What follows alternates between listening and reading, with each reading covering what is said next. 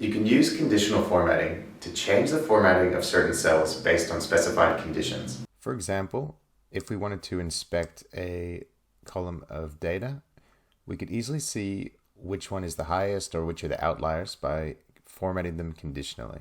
So if we say, give me a highlight cells rule and highlight anything that's greater than, it says suggested 2.5, but I'm only interested in things that are greater than 3.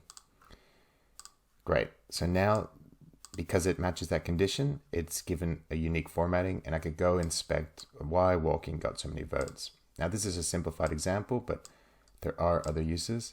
So let's undo that and test out one of the other ones. Highlight the top 10%, which in this case is probably, it's not 10 items, but it still works, is going to be walking. You can also use a color scale to kind of set a little mood for our highest is green and our lowest is red. So these do come in handy when you're trying to quickly understand a large set of data. You can remove conditional formatting by selecting it and going to conditional formatting, clear rules from selected cells.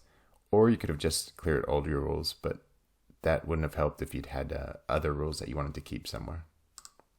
There we go, that deletes it.